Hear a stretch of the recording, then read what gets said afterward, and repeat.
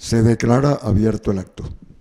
Himno Nacional de la República Bolivariana de Venezuela, letra de Vicente Salias, música de Juan José Landaeta, interpretado por el Orfeón Universitario de la Universidad Central de Venezuela, Patrimonio Artístico de la Nación, dirigido por el profesor Raúl López Moreno. Gloria al bravo pueblo que el yugo lanzó, la ley respetando la virtud y honor. Gloria al bravo pueblo que el yugo lanzó, la ley respetando la virtud y honor. Abajo cadenas, gritaba el Señor, y el pobre en su choza libertad pidió. A este santo nombre tembló de pavor el vil egoísmo que otra vez triunfó. A este santo nombre tembló de pavor el vil egoísmo que otra vez triunfó. El vil egoísmo que otra vez triunfó. Gloria al bravo pueblo que el yugo lanzó, la ley respetando la virtud y honor. Gloria al bravo pueblo que el yugo lanzó, la ley respetando la virtud y honor.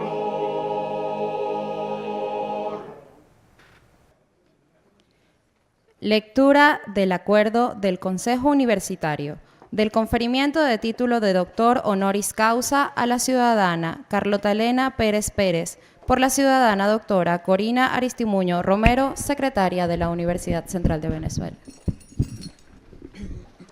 El Consejo Universitario de la Universidad Central de Venezuela, en el ejercicio de las atribuciones que le confiere el numeral 14 del artículo 26 de la Ley de Universidades, considerando que el Consejo Académico del Doctorado Honoris Causa de la Universidad Central de Venezuela acordó procedente por unanimidad el conferimiento del Doctorado Honoris Causa de la Universidad Central de Venezuela a la ciudadana Carlota Pérez, postulada por el profesor Víctor Rago Albujas, rector de la universidad, y sometido al proceso de consulta por la Asamblea de la Facultad de Ciencias Económicas y Sociales de la Universidad Central de Venezuela.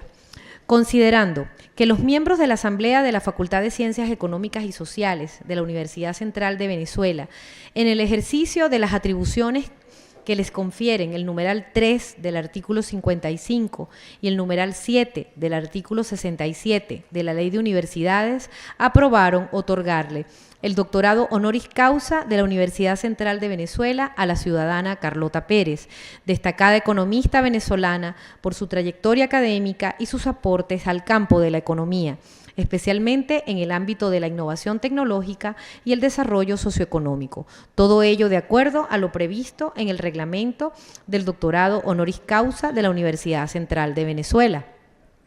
Considerando que los trabajos de la ciudadana Carlota Pérez son una fuente importante para comprender la complejidad del mundo actual y sus cambios, siendo una incansable investigadora en el área desde 1978.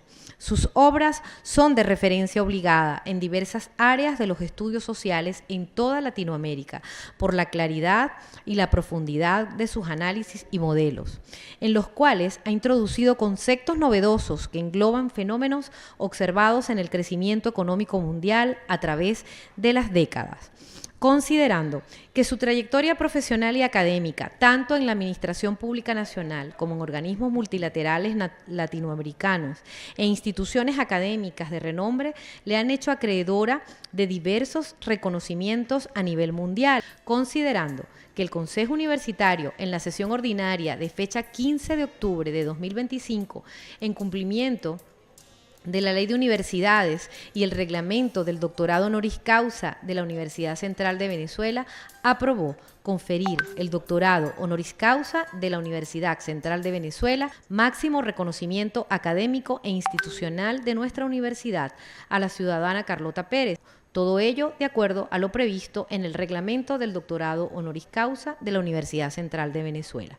El rector de la Universidad Central de Venezuela, doctor Víctor Rago Albujas, queda encargado del cumplimiento de este acuerdo. Dado, firmado y sellado, Consejo Universitario de la Universidad Central de Venezuela, Ciudad Universitaria de Caracas, a los 15 días del mes de octubre del año 2025. Firman Víctor Rago Albujas, rector presidente, Corina Aristimuño Romero, secretaria.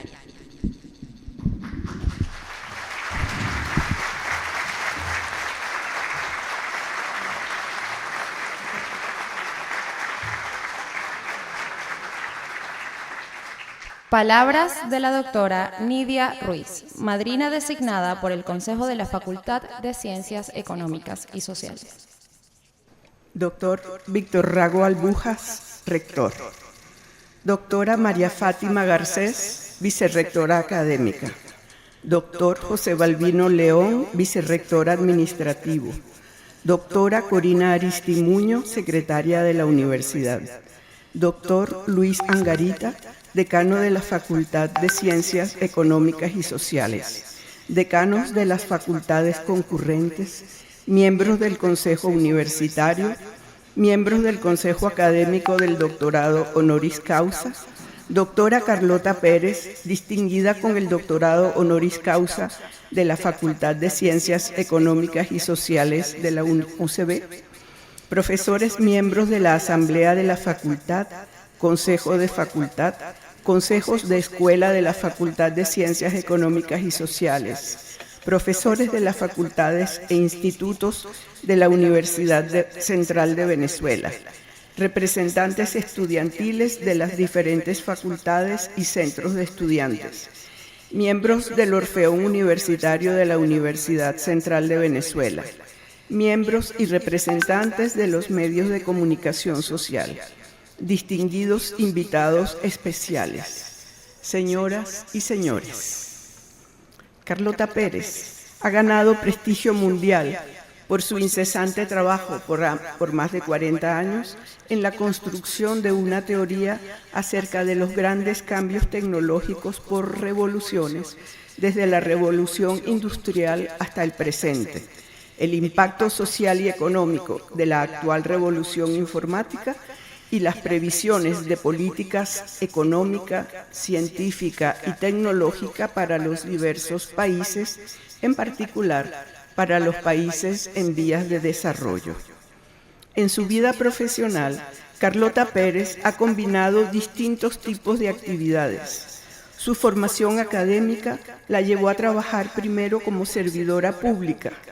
Con el conocimiento que adquirió como funcionaria, fue esbozando la teoría que requería para explicar los fenómenos que encontraba y que pudo consolidar a través de los años en el tránsito entre los estudios de posgrado, el servicio público y las consultorías a entes públicos y privados nacionales e internacionales.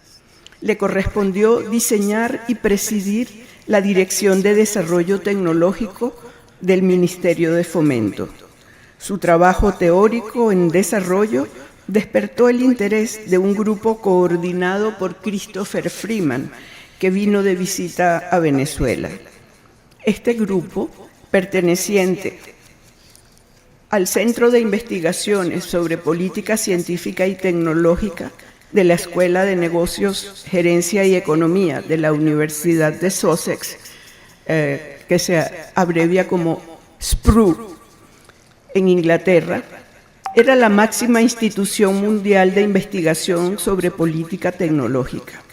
Al conocer sus ideas, la invitaron a unirse a ellos en calidad de investigadora durante 2 años. Continuó entonces indagando sobre las causas y consecuencias de las grandes revoluciones tecnológicas que cada medio siglo aproximadamente sacuden el sistema económico mundial. En este sentido, su principal contribución teórica es una interpretación neo-schumpeteriana de los ciclos tecnológicos enunciados originalmente por Nikolai Kondratiev en las primeras décadas del siglo pasado. Su modelo introduce el concepto de paradigma tecnoeconómico de amplia difusión mundial, con el cual designa los principios organizativos que van asociados a cada revolución tecnológica. Cada paradigma es aplicable a la modernización de las empresas y cualquier tipo de organización, incluyendo el Estado. Otro concepto importante es el de ventanas de oportunidad para el desarrollo, referido a las posibilidades cambiantes y específicas que se abren a los países rezagados a medida que se va desplegando el paradigma de cada revolución. En los años 90 trabajó como consultora internacional para empresas como IBM, Cisco, Ericsson, Telefónica, Mondragón y para PDVSA. Al mismo tiempo, dedicó sus análisis a la relación entre las sucesivas revoluciones tecnológicas y los fenómenos recurrentes de la deuda, los auges financieros y las crisis. Esta orientación, dada a conocer con la publicación en el 2002 de la versión original en inglés de su libro, leo el título en castellano, Revoluciones tecnológicas y capital financiero, la dinámica de las grandes burbujas financieras y las épocas de bonanza, al cual siguió la traducción en castellano editada en México por Siglo XXI en 2004 y después la traducción a varios idiomas. Este libro tiene particular relevancia por cuanto ofrece una explicación de las crisis financieras mundiales como manifestación de la dinámica del desarrollo por revoluciones tecnológicas del sistema capitalista mundial. Su teoría es crucial para entender la crisis financiera del 2008 y las que puedan ocurrir mientras el capital financiero se mantenga desvinculado de la economía real.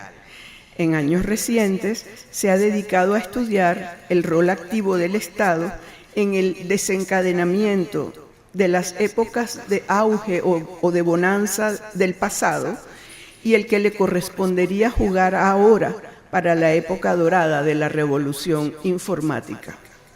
Estudia asimismo las condiciones para que países rezagados puedan dar un salto al desarrollo. Está a punto de publicar otro libro, secuela del anterior, que trata sobre la conformación social de las revoluciones tecnológicas. En Inglaterra, Carlota Pérez actualmente es profesora honoraria del Instituto para la Innovación y el Propósito Público del University College de Londres, profesora honoraria de SPRU, ya mencionado, y en Estonia es catedrática de Tecnología y Desarrollo Socioeconómico de la Universidad Tecnológica de Tallinn. Ha sido Centennial Professor en el London School of Economics e investigadora asociada en el Judge Business School de la Universidad de Cambridge. Por sus trabajos teóricos, fue invitada a formar parte de la Academia Mundial de Artes y Ciencias de Canadá y la Universidad de Utrecht, en los Países Bajos, le concedió un doctorado honoris causa en septiembre de 2021. En 2011 se publicó en homenaje suyo el libro editado por W. Dressler, R. Cattell y E.S. Reiner, Paradigmas Tecnoeconómicos, ensayos en honor de Carlota Pérez. Leí el título en castellano. Con contribuciones de los mayores especialistas mundiales en el tema de las relaciones entre tecnología, economía y sociedad. Carlota Pérez ha sido consultora de gobiernos y de organizaciones públicas y privadas, tanto de Venezuela como de otros países de Latinoamérica, Norteamérica y Europa, así como también de diversos organismos internacionales, entre los que se cuentan el PNUD, el Pacto Andino, la CEPAL, la Organización de las Naciones Unidas para el Desarrollo Industrial, el Banco Mundial, la UNCTAD, la UNESCO, la OCDE y la Unión Europea. En 2020, Carlota Pérez fue reconocida por la revista Forbes como una de las 5 economistas que estaban redefiniéndolo todo, y por la revista Prospect como uno de los 50 pensadores más importantes del mundo. En 2022, en la edición centenaria de la revista Foreign Affairs, el historiador Barry Eichengreen seleccionó su libro como uno de los 3 libros del siglo en economía. También en 2022, la Sociedad Venezolana de Ingenieros del Petróleo le otorgó un premio al mérito académico y el World Agility Forum le concedió el premio del 2022 a la trayectoria profesional de una vida. Este mismo año, en 2025, la promoción de economistas de la Facultad de Ciencias Económicas y Sociales de la Universidad Central de Venezuela lleva el nombre de Carlota Pérez. Sus trabajos teóricos son utilizados en el mundo entero como textos y materiales de consulta en los pregrados y posgrados de las universidades. Su orientación hacia la difusión la ha llevado a poner a disposición del público casi todo su trabajo en distintos formatos en la página web www.carlotaperez.org, donde no solamente se encuentran sus numerosísimos artículos en inglés y muchos en castellano, sino sus conferencias en distintos países en formato de video. Carlota Pérez está estrechamente vinculada con América Latina, para la que ha concebido un modelo de desarrollo ajustado a las actuales circunstancias mundiales, contenido, entre otros, en el artículo de 2010, Dinamismo tecnológico e inclusión social en América Latina, una estrategia de desarrollo productivo basada en los recursos naturales, publicado en el número 100 de la revista de la CEPAL. Además, mantiene un estrecho vínculo con Venezuela y sus organizaciones empresariales y académicas. En sus visitas al país ha dictado charlas y se ha reunido con diversos actores sociales. Fue miembro del directorio de la Fundación Eureka y en diversas oportunidades ha colaborado con organizaciones vinculadas al sector productivo. Ha sido conferencista en la Universidad Central de Venezuela, donde mantiene estrechos vínculos con investigadores, centros y grupos de trabajo como el CENDES, en la Universidad Simón Bolívar, la Universidad Católica Andrés Bello, la Universidad de Carabobo, el Instituto de Estudios Superiores de Administración y la ASOVAC, el Sistema de Emprendimiento con Industria y Fedecámaras, entre otras.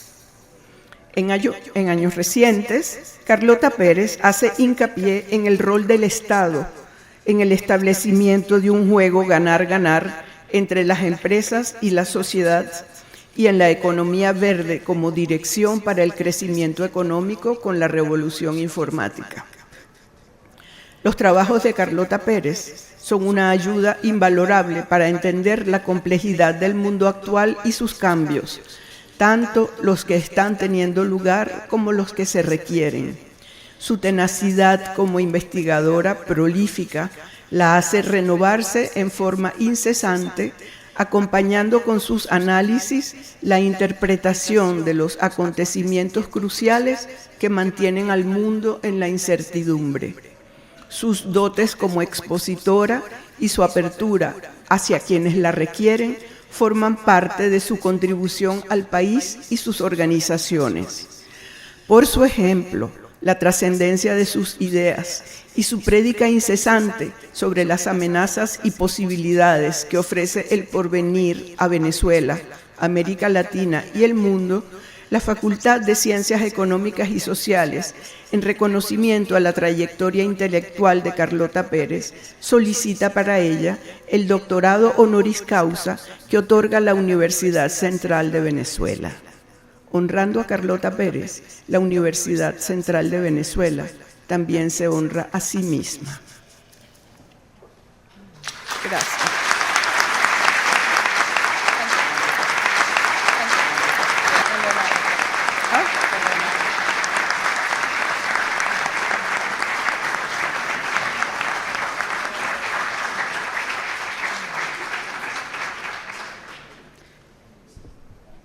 Conferimiento del título Doctor Honoris Causa de la Facultad de Ciencias Económicas y Sociales a cargo del Dr. Víctor Rago Albujas, rector de la Universidad Central de Venezuela. Se designa una comisión de estilo integrada por la doctora Nidia Ruiz para que desde el Presidium acompañe a la doctora Carlota Elena Pérez Pérez.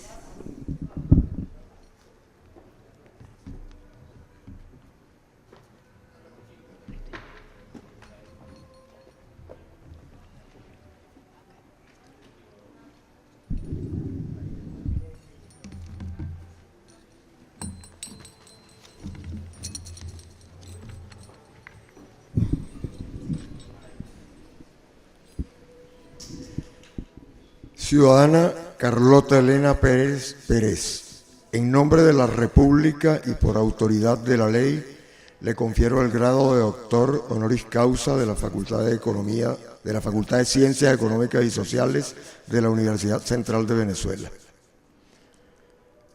En ausencia de la doctora Carlota Pérez, procedo a entregar a la doctora Nidia Ruiz, madrina académica, la medalla y el diploma correspondiente.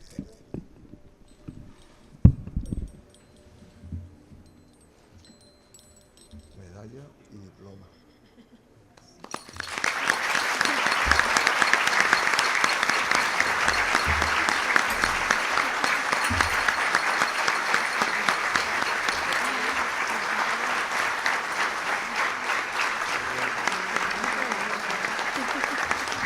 Discurso de la doctora Carlota Pérez. Doctor Víctor Rago Albujas, rector de la Universidad Central de Venezuela. Doctora María Fátima Garcés, vicerrectora académica. Doctor José Balbino León, vicerrector administrativo. Doctora Corina Aristimuño, secretaria general de la Universidad Central de Venezuela.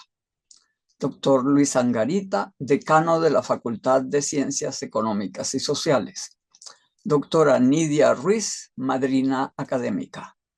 Decanos de las facultades de la UCB, profesores de la Facultad de Ciencias Económicas y Sociales y de las facultades y escuelas de la UCB, representación de estudiantes de pre- y postgrado de la UCB, Orfeón Universitario de la Universidad Central de Venezuela, distinguidos invitados especiales, señoras y señores, amigos todos. Muchísimas gracias. Este doctorado honoris causa que me otorga la UCB me emociona hondamente. Y claro, me habría hecho muy feliz poder estar allí y compartir este momento personalmente con todos ustedes. Doy gracias a la tecnología por darme la oportunidad de hacerlo virtualmente. Quiero expresar mi enorme agradecimiento al rector Víctor Rago, al Consejo Universitario, a la Facultad de Economía y a su decano Luis Angarita, y muy especialmente a las profesoras Nidia Ruiz y Consuelo Iranzo, al igual que al CENDES, bajo la dirección del profesor Carlos Walter, por haber promovido este reconocimiento. Este doctorado, precisamente de la UCB, tiene especial importancia para mí, porque toda mi trayectoria, todo lo que he logrado académicamente, está profundamente enraizado en mi experiencia en esta universidad y en Venezuela, mi país. Mi primer contacto con la UCB fue en la Facultad de Arquitectura, donde estudié en el 60 y 61 al regresar de Estados Unidos, donde viví por muchos años mi adolescencia. Allí, en ese edificio del genio de Carlos Raúl Villanueva, aprendí el valor de la interdisciplinaridad. Había que saber desde plomería hasta arte, pasando por psicología. También allí descubrí el marxismo y pasé 10 años creyendo que era el camino hacia un mundo mejor. Mi desilusión posterior, al conocer el socialismo real, me llevó a tratar de comprender cómo funciona el mundo en verdad y me dejó con la idea de la importancia de la tecnología. Cuando decidí volver a la universidad, no a concluir arquitectura, pero a estudiar economía o ciencias sociales, la UCB estaba cerrada y opté por irme a Francia, donde tuve la suerte de encontrar una carrera interdisciplinaria. Yo necesitaba contestarme una pregunta. Marx y Engels decían que las fuerzas productivas, es decir, la tecnología, determinaban las relaciones de producción, es decir, el sistema económico. Y es así como explicaban el paso del esclavismo al feudalismo y luego al capitalismo. Pero ¿cómo se podía entender el socialismo como etapa superior, sabiendo que la tecnología soviética era igual o inferior a la del occidente capitalista? ¿Acaso podían existir sociedades profundamente distintas con la misma base tecnológica? Y se me ocurrió analizar el caso de Atenas y Esparta. Así descubrí que en efecto tenían las mismas tecnologías. No había determinismo. Las opciones sociopolíticas eran muy amplias. Esa idea va a formar parte de mi teoría más adelante. En Francia me gradué en el 74, justo después de la llamada crisis energética, cuando la OPEP, una organización creada por iniciativa del venezolano Juan Pablo Pérez Alfonso, había más que triplicado los precios del petróleo. Tuve la suerte de que mi primer empleo fuera precisamente en el posgrado de Economía de los Hidrocarburos de la UCB, de la Facultad de Economía, que dirigía Francisco Mieres. Allí compartí con un equipo entusiasta y competente, Sarita Nillar, Lolola Iseni Hernández, Carlos Mendoza Potelá y otros, además del apoyo de María Elena Corrales desde el Ministerio de Hidrocarburos. Allí entendimos, basados en información sólida, que las empresas petroleras necesitaban ese precio para poder producir de manera rentable en el Mar del Norte. Y eso nos lo confirmó el mismo Pérez Alfonso. Al mismo tiempo, observábamos con sorpresa que las conversaciones sobre la posible nacionalización de la industria, frustrantes desde los años 60, por fin estaban teniendo éxito. Y en 1976 fue creada PDVSA, uniendo a todas las empresas extranjeras en una sola empresa nacional.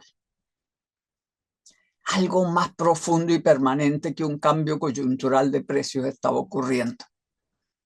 Y a propósito de eso, tuve la suerte de que se me asignara la tarea de analizar las posibles causas estructurales, no coyunturales, de la llamada crisis energética.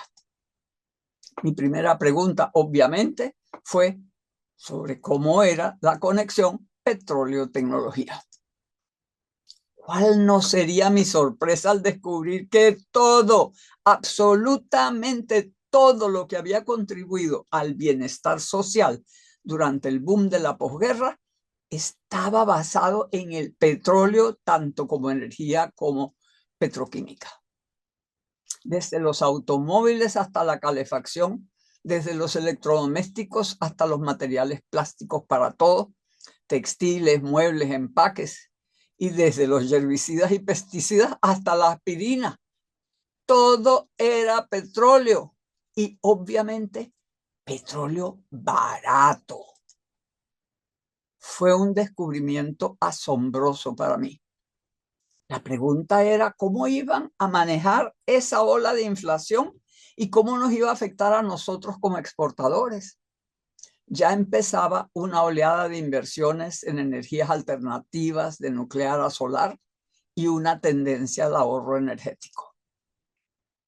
Era un tema muy importante para un país petrolero. Eso me llevó a aceptar un empleo en el Instituto de Comercio Exterior, en el think tank que dirigía Maxime Ross. La tarea que me dio fue estudiar las consecuencias, tanto para el norte como para nosotros, de los nuevos precios del petróleo. Allí tuve oportunidad de observar de cerca cómo funcionaba el Pacto Andino, de participar en reuniones de la Asamblea General de las Naciones Unidas y de empezar a entender las dificultades del desarrollo y cuán inextricablemente dependientes éramos de las oportunidades y obstáculos provenientes del mundo avanzado. Era evidente que si no entendíamos lo que pasaba allá, era muy difícil dar el salto al desarrollo con el que soñábamos. Entonces hice otro descubrimiento crucial: la microelectrónica. Leyendo Business Week y Fortune, empecé a conocer ese nuevo mundo que emergía con el microprocesador y las computadoras. Pero la microelectrónica no solo era capaz de ayudar a ahorrar energía, sino que podía también abrir un asombroso mundo de innovación. Y además era increíblemente barata. Eso me llevó a leer a Schumpeter por la importancia que le daba a la innovación en el crecimiento económico y a estudiar las ondas largas contra Tiev. Se me hizo evidente que tenía que volver al mundo académico a investigar y que tenía que ser en California. Ya estaba claro para mí que era probable que la microelectrónica barata reemplazara al petróleo barato. Y en esa época, el programa Mariscal de Ayacucho y CONICYT enviaban a decenas de millares de venezolanos a formarse afuera. Con el apoyo de mi jefe directo, Maxim Ross, y de los dirigentes del ICE, Reinaldo Figueredo y Egle Iturbe, obtuve una beca del CONICYT para hacer un posgrado en el tema. Para mi sorpresa y decepción, enfrenté rechazos en varias universidades.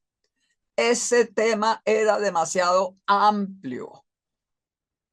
Pero por fin logré encontrar un posgrado interdisciplinario organizado por un grupo de pioneros en la Universidad Estatal de San Francisco, cerca de Silicon Valley, donde la revolución tecnológica estaba tomando impulso. Gracias a esa beca, pude hacer la primera formulación de mi teoría.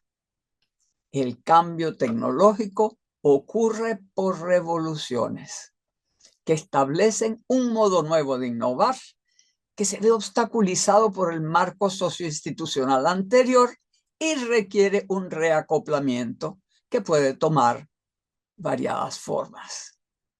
Allí quedaba algo del viejo marxismo, pero como parte de cómo avanza el capitalismo mismo. A mi regreso, siempre con la mira puesta en el futuro de Venezuela, empecé a trabajar como consultora a través del CENDES, primero en estudiar el futuro del petróleo de la faja, con el poderoso apoyo de María Elena Corrales, luego en argumentar por qué era necesario promover la innovación tecnológica, no solo desde el CONICYT, sino también desde el mismo Ministerio de Fomento, que es nuestro Ministerio de Industria, por supuesto. Para mi gran sorpresa, Ramón Peña, el entonces director general del ministerio, me ofreció encabezar la Dirección de Desarrollo Tecnológico que yo misma estaba proponiendo. Nunca me había visto a mí misma como actor directo, siempre como pensadora, analista y consejera. Pero después de varias negativas, Ramón Peña me convenció.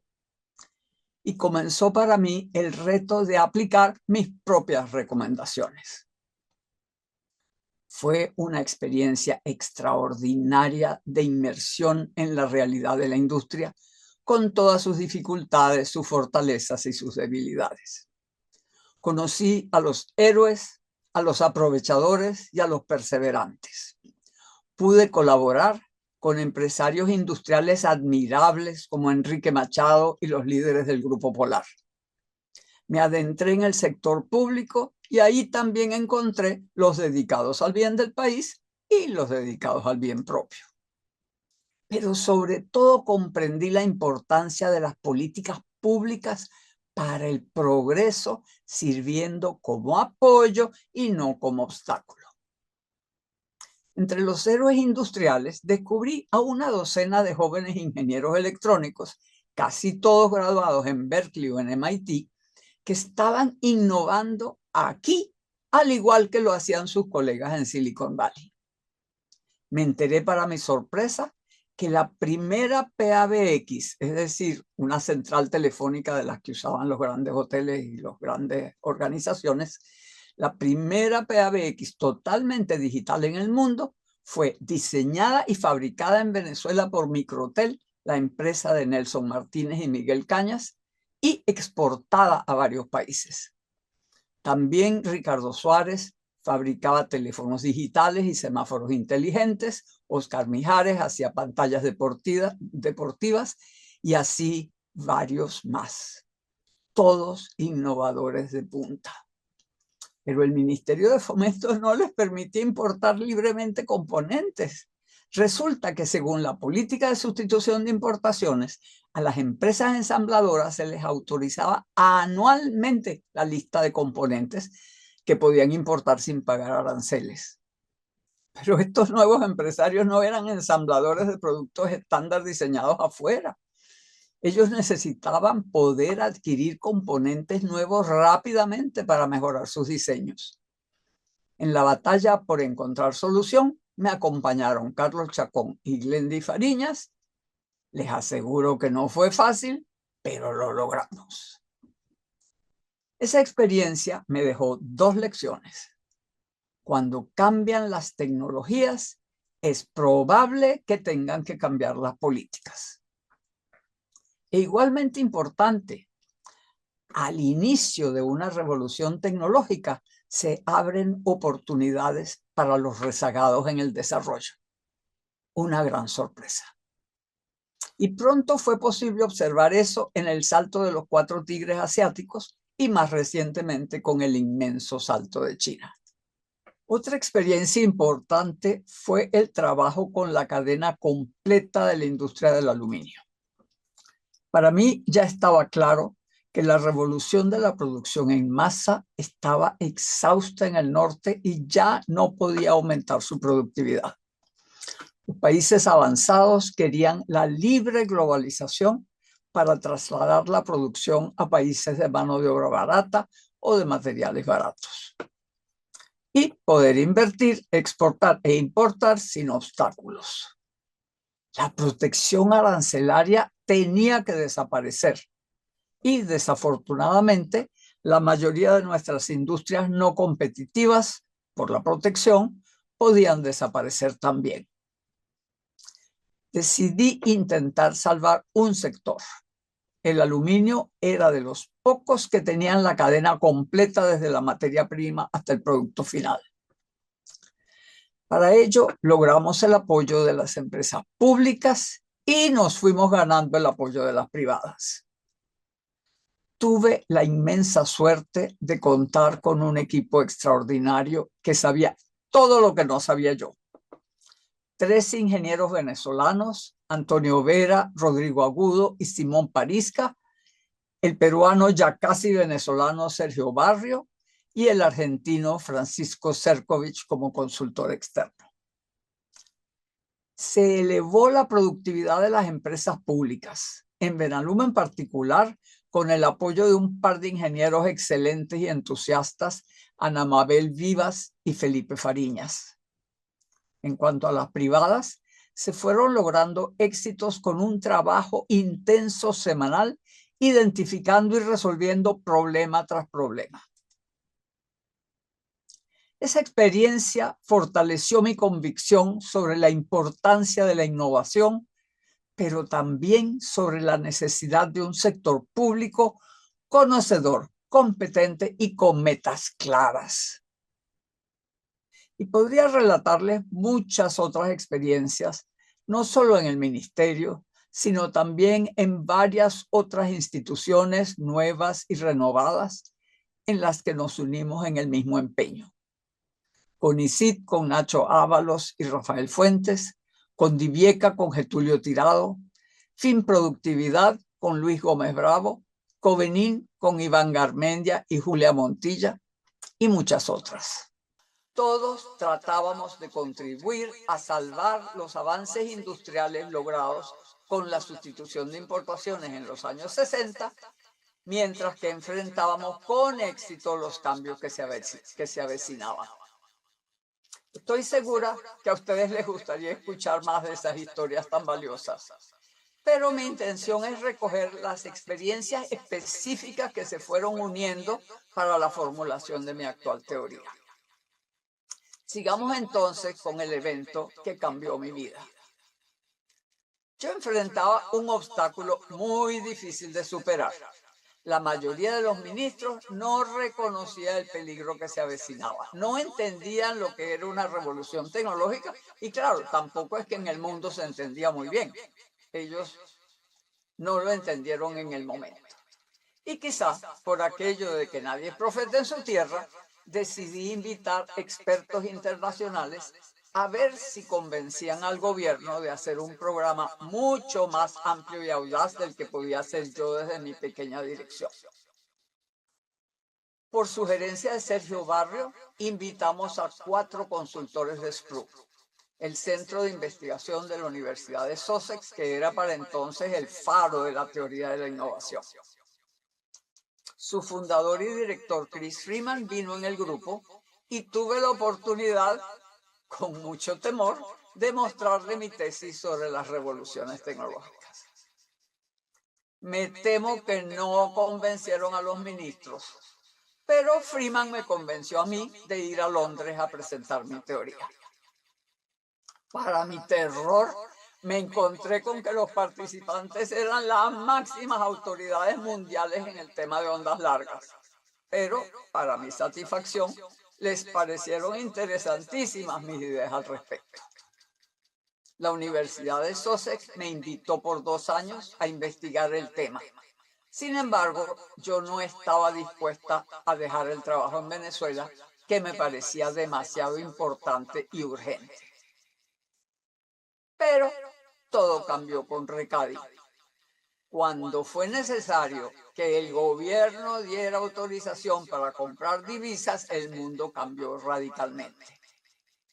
El rediseño que habíamos hecho del decreto compra venezolano para ayudar a los proveedores a aumentar su productividad se volvió nada. El hacerse competitivo ya no tenía sentido. El único objetivo de todo empresario con 3 dedos de frente fue entonces obtener divisas. Dada esa situación, decidí aceptar la invitación de SPRU. Era otro mundo. Me encontré con un conjunto de teorías convergentes, una sobre la innovación en la empresa, otra sobre trayectorias tecnológicas, una que resultó muy importante fue la noción de paradigmas tecnológicos como los paradigmas científicos de Thomas Kuhn. Eso me llevó a la noción de paradigmas tecnoeconómicos, es decir, no solamente la tecnología dura, sino también la organización y todo el modo como se utilizaba la tecnología económicamente. Publiqué entonces artículos en revistas arbitradas, empecé a dar clases y conferencias y a participar en eventos internacionales. Sin saberlo, sin haberlo planeado, me había convertido en una académica. Pero eso no duró mucho. No tenía visa de trabajo para seguir en Inglaterra y me regresé a Venezuela. Durante casi 15 años combiné 3 objetivos. 1, continuar apoyando la modernización de la industria, montando proyectos, entrenando personal, fundamentalmente financiada por la UNUDI, para el mismo Ministerio de Fomento. Otro, aprender sobre América Latina haciendo consultoría en un país tras otro. Y por supuesto, continuar con el estudio y la comprensión de las revoluciones tecnológicas que ya se me habían convertido en una obsesión. Gradualmente, con esa combinación, me empezó a llamar la atención el rol de las finanzas, viendo cuán importantes eran la banca de desarrollo, el capital de riesgo y la actitud de los inversionistas. Seguí escribiendo, publicando y dando conferencias y viajé a Sussex 2 o 3 veces al año, por 3 semanas, por un mes, por mes y medio. El boom de los 90 y la crisis asiática llevó mi atención hacia el gran mundo financiero. Schumpeter le daba mucha importancia al financista, al igual que al emprendedor. Pero, sorprendentemente, los estudiosos de la tecnología no. Hablaban solo de la tecnología y del industrial, pero no estudiaban el rol de las finanzas. Y allí encontré la pieza clave. La separación entre el capital financiero y el capital productivo ayudaba a explicar el cambio tecnológico por revoluciones.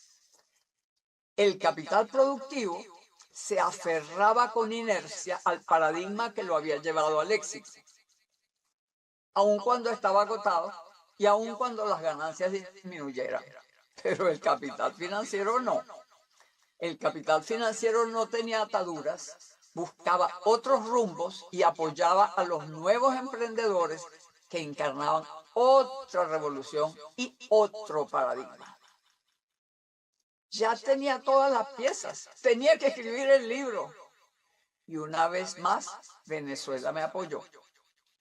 Gustavo Núñez, de PDVSA, escuchó una conferencia mía y me invitó a trabajar como consultora en INTV. Ya no viajé más, ya no trabajé para más nadie. 3 días para PDVSA y 4 para el libro. Allí conocí e interactué con gente maravillosa que, además de utilizar inteligentemente mi apoyo, me sirvieron de excelentes interlocutores. El mismo Gustavo Núñez, quien dolorosamente nos dejó a destiempo, y también Mariana Torrealba, Marianela Ledesma, Edgar Cote, Antonio Cárdenas y muchos otros. Mi libro se publicó en el 2002. Poco tiempo después del colapso de la burbuja del Nasdaq. Explicaba por qué había ocurrido ese colapso, identificaba el patrón que seguían las revoluciones tecnológicas. La madurez y agotamiento de una revolución creaba las condiciones para la siguiente. El capital financiero tomaba el mando y, después de apoyar a los nuevos emprendedores, terminaba en un frenesí especulativo que llevaba al colapso. En las recesiones resultantes surgían nuevos líderes, algunos populistas que llevaban al caos, otros que hacían la transformación necesaria, líderes políticos, digo. Y luego venían las épocas doradas dirigidas por el capital productivo. Esas épocas doradas son el boom victoriano a mediados del siglo XIX, el de la Belle Époque a comienzos del siglo XX y el de la posguerra a mediados del siglo XX. El libro fue un éxito inesperado. Me llovieron invitaciones para dar conferencias y consultoría. Me invitó la Universidad de Cambridge a trabajar por 2 años en un grupo de investigación sobre finanzas y tecnología. Luego me invitó la London School of Economics a trabajar por 3 años en una condición de lo que llaman Centennial Professor. No sé por qué centenario cuando solo dura 3 años. Y seguí conectada con Spru y Sussex y con el valiosísimo apoyo de Chris Freeman, quien, a decir verdad, había sido mi pareja a distancia por todos esos años y entonces pudo ser mi pareja de cerca. Desde entonces, el libro fue traducido a varios idiomas, entre ellos, por supuesto, el castellano, y quien lo tradujo excelentemente fue mi entrañable amiga Nidia Ruiz. Desde entonces, formo parte del mundo académico. Y ahora estoy escribiendo otro libro, secuela del anterior, explicando el rol histórico del Estado en facilitar las épocas doradas. Sé que es difícil ser optimista en el mundo de hoy. Las primeras décadas de propagación de cada revolución tecnológica destruyen empleos, capacidades, industrias, regiones y hasta países, mientras otros surgen. Millones de personas ven perdido su futuro y el de sus hijos, y líderes populistas carismáticos encuentran terreno fértil en el resentimiento. Ya la computación, la internet y la globalización hicieron estragos mientras creaban un mundo nuevo. La inteligencia artificial será la continuación de ese proceso. Mientras tanto, el cambio climático sigue avanzando. Pero no es la primera vez que el capitalismo ha estado aquí. En los años 30 estuvo allí, en 1890 estuvo allí. En 1840 estuvo allí y después de eso vinieron las épocas doradas. Estas crisis son precisamente las que crean las condiciones para ese cambio positivo. Y tengo buenas noticias para el sur global y Latinoamérica en particular. Las tensiones geopolíticas actuales tienen mucho que ver con que Occidente y China están compitiendo por los mismos mercados en un juego suma cero. Su única solución es el desarrollo del sur global a fin de ampliar los mercados para ambos. Cada país del sur tendrá que aprender a negociar para sacarle máximo provecho a la oportunidad. En este discurso de aceptación, he querido dirigirme sobre todo a los jóvenes universitarios que sienten que su futuro es difícil e incierto. No hay que perder la esperanza. Hay que soñar y hay que trabajar con empeño para cumplir el sueño de un mundo mejor. La vida es una escuela y es también un campo de experimentación y prueba. Las lecciones están allí para ser identificadas. Y el optimismo bien fundado nos da fuerza para seguir adelante. Contribuir a la realización de un hermoso sueño, aun si tarda tiempo en materializarse, es la mayor satisfacción posible. Este doctorado es un enorme honor que recibo de mi Venezuela, de mi Universidad Central, de la casa que vence las sombras.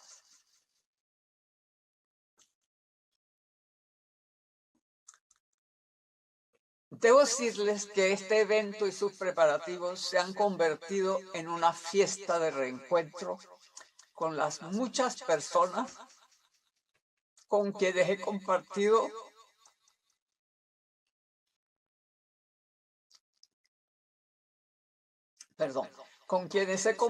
trabajo en el común empeño de hacer un gran país. Y estoy segura que lo haremos. Muchísimas gracias de nuevo.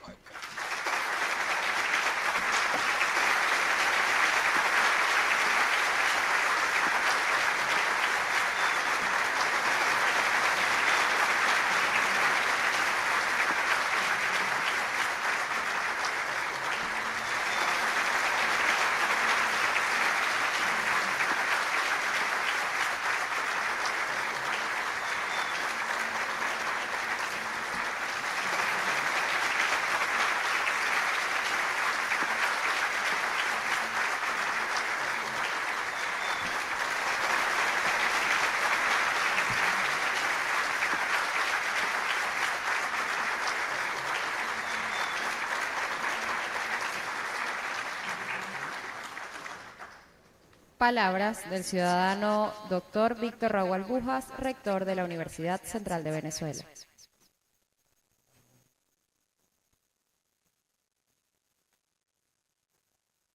Doctores María Fátima Garcés, vicerrectora académica, José Balbino León, vicerrector administrativo, Corina Aristimuño Romero, secretaria, Luis Angarita, decano de la Facultad de Ciencias Económicas y Sociales, colegas decanos de las diferentes facultades, colegas integrantes del Consejo Universitario, doctora Nidia Ruiz, madrina académica, estimados miembros del Consejo Académico del Doctorado Honoris Causa, querida Carlota Pérez, distinguida con el Doctorado Honoris Causa de nuestra universidad el día de hoy, profesores miembros de la Asamblea de la Facultad,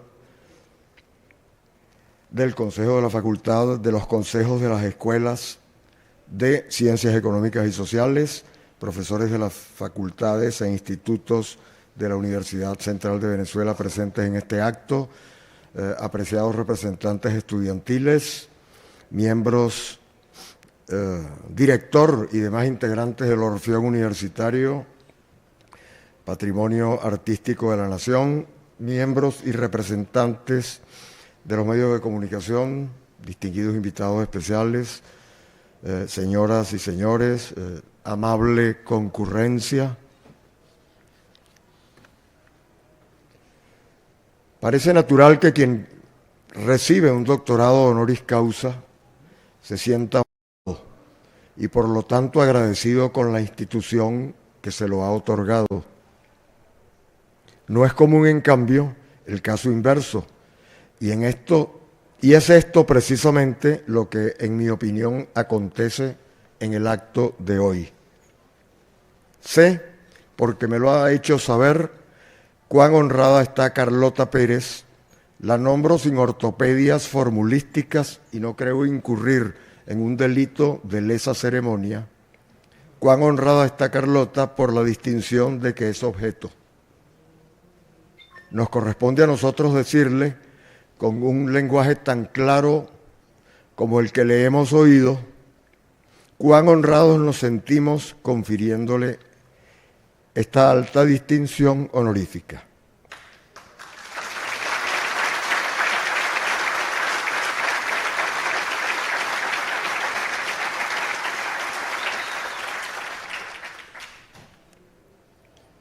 Y hemos de hacerlo no por un simple y mecánico deber de reciprocidad, sino porque, tratándose de esta recipiendaria de excepción, hay sólidos motivos para que el ejercicio de la cortesía sea bastante más que un gesto ritual.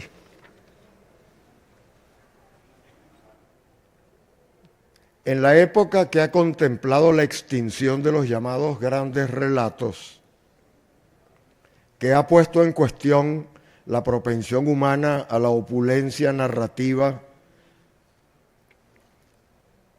y a las pretensiones omnicomprensivas, Carlota ha tenido la audacia intelectual de ofrecernos una teoría de amplio alcance.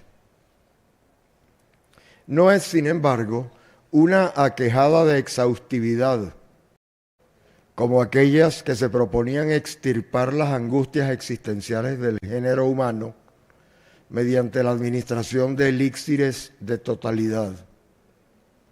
Porque en su caso, audacia y prudencia componen un binomio armonioso.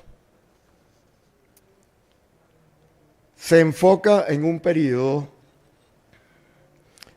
inicial de la moderna historia de la humanidad a partir de la Revolución Industrial y procura explicarla como una sucesión de grandes cambios provocados por otras revoluciones en el desarrollo tecnológico, describiendo sus impactos sociales, económicos, políticos y culturales, y previniendo las políticas que en tales órdenes tendrían que adoptarse según los países, dedicando además una mirada empática a los que no se encuentran en el selecto grupo de los desarrollados. Añádase que, por si fuera poco, su teoría sobre la revolución informática se acompaña de una previsión acerca de la inminencia de una próxima revolución tecnológica alimentada esta por la nanotecnología, la bioelectrónica, la ciencia de los materiales y la biotecnología. Su interés temprano conduce a estudiar en la perspectiva de las ciencias sociales con visión compleja el fenómeno de las oscilaciones que exhibe aproximadamente cada medio siglo el crecimiento económico mundial. Revisa, como se ha dicho, con ojo neo-schumpeteriano, el esquema de ciclos de ondas largas, así llamado también, de Nikolai Kondratiev, un ruso genial que Stalin liquidó en las purgas políticas de 1938, impidiéndole alcanzar o imponiéndole una muerte temprana que le impidió alcanzar incluso la duración de sus propias ondas. Murió de 40 y pico de años apenas, fusilado. Y propone los conceptos, ya se han mencionado, de paradigma tecnoeconómico, de muy rápida aceptación en el medio científico-social, y el de ventanas de oportunidad para el desarrollo, refiriéndose el primero al abanico de tecnologías y fórmulas organizativas propias de cada revolución tecnológica, y el segundo, el de las oportunidades, precisamente a las posibilidades que se abren en el paradigma de cada revolución para poner a disposición que están a disposición de los países menos favorecidos. Encaminó posteriormente su poderosa capacidad de análisis factual y de síntesis teórica en dirección de las interacciones entre flujos y reflujos financieros, expresados en movimientos alternos de auges y crisis. Todo eso puesto en interacción con la sucesión de los paradigmas de revoluciones tecnológicas.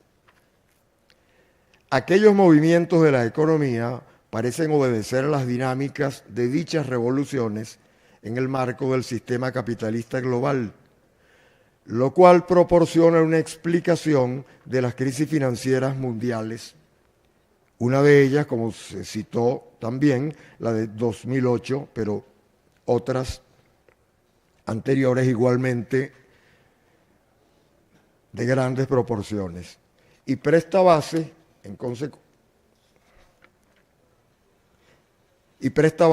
a la previsión de nuevas crisis en el futuro, dada la disociación entre procesos económicos reales y concretos y capital financiero. Más recientemente, sustentándose en la hipótesis con sólida evidencia fáctica de que la revolución tecnológica e informática, en el contexto del capitalismo desarrollado de hoy, se encuentra en un punto de inflexión, Carlota ha dirigido su atención al estudio del papel causal del Estado en periodos históricos pasados y el que muy probablemente juegue en la transición hacia el reemplazo paradigmático que protagonizarán la bioelectrónica, la nanotecnología y otros novedosos desarrollos como los que acabo de mencionar. Por otra parte, asociados a su densa reflexión teórica y de seguro estimulados por ella, los méritos que Carlota ha acumulado en su dilatada experiencia profesional como asesora de muchas instituciones públicas y privadas en Venezuela y el extranjero, y de proponente y diseñadora de instrumentos organizacionales para ellas sobre sólidas bases conceptuales, son múltiples y han sido pormenorizadamente expuestos en este mismo acto. Así que, en lo que a mí respecta, solo me gustaría reiterar lo que al comienzo de estas breves palabras dije, ahora imprimiéndoles un tono tal vez más personal al tomar parte en un acto que confiere a la notable científica social venezolana Carlota Pérez el doctorado honoris causa de la Universidad Central de Venezuela. Difícilmente pueda sentirme yo menos honrado que ella, a quien por ello me ata en lo sucesivo una impagable deuda de gratitud. Y no creo equivocarme atreviéndome a decir que idéntico sentimiento lo compartimos todos. Gracias.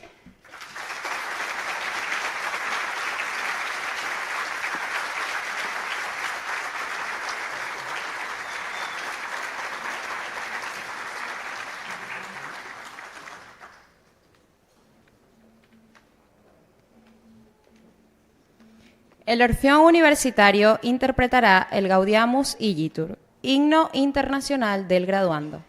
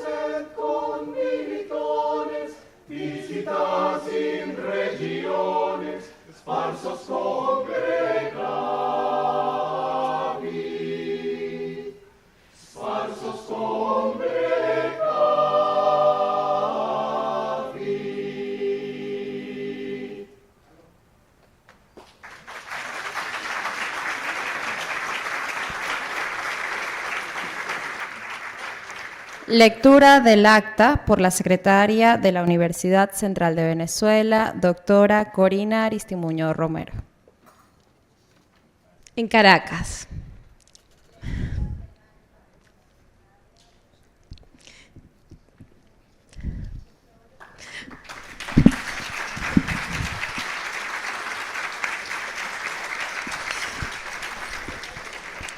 Es que ha sido un lujo escuchar a la profesora Carlota. Ha sido un lujo realmente.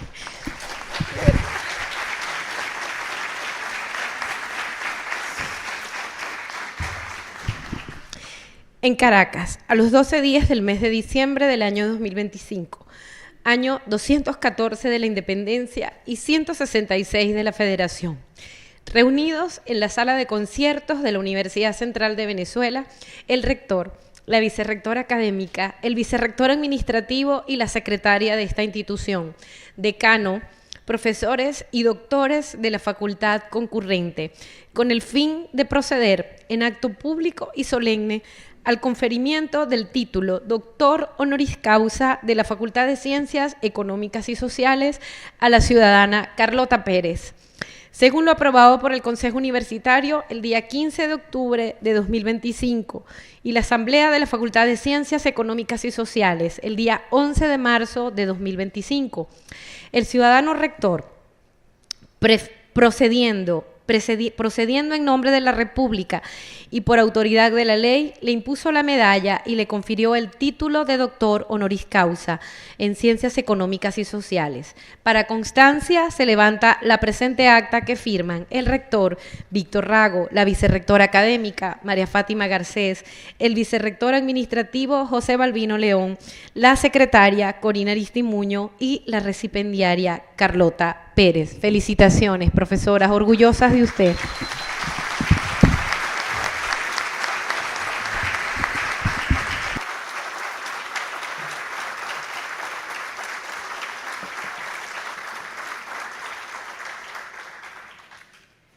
Actuación especial del Orfeón Universitario Patrimonio Artístico de la Nación, dirigido por el profesor Raúl López Moreno.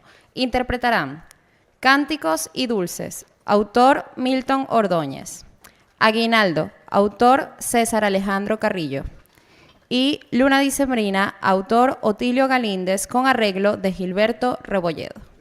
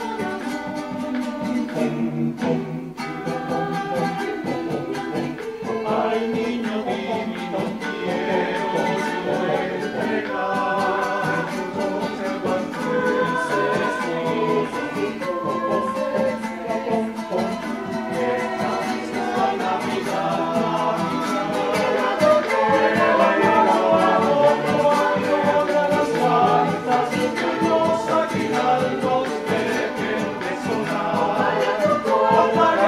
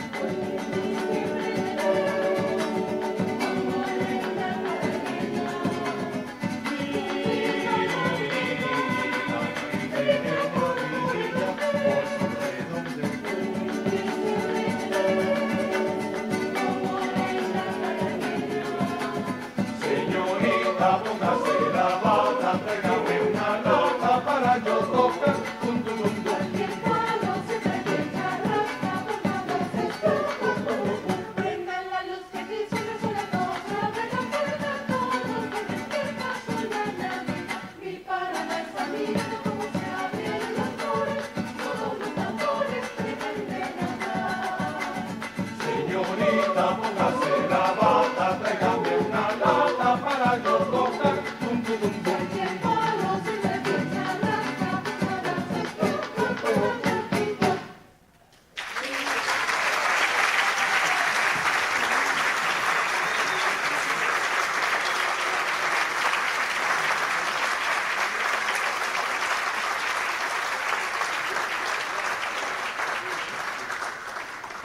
Se agradece al público presente ponerse de pie.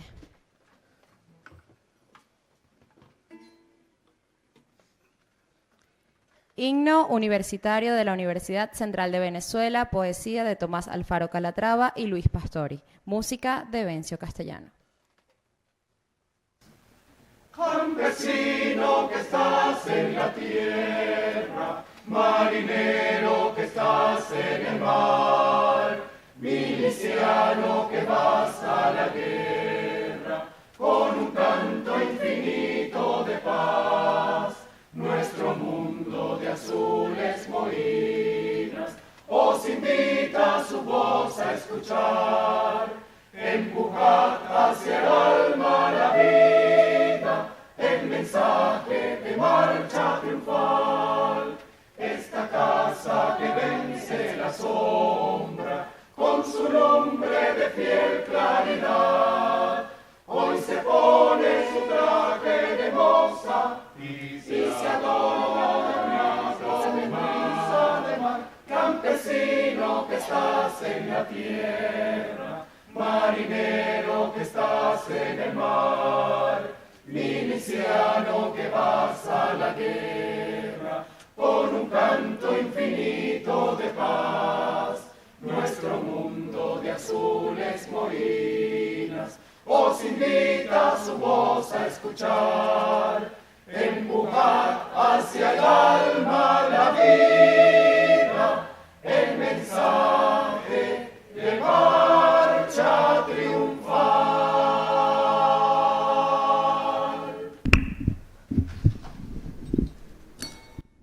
Ha concluido el acto. Se agradece al público, por favor, mantener en sus lugares hasta tanto las autoridades se retiren del recinto.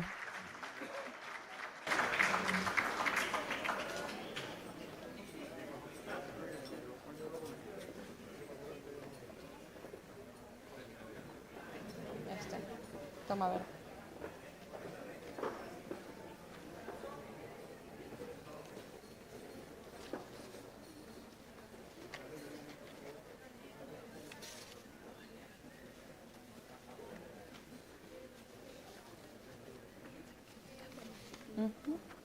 Ya las reglas.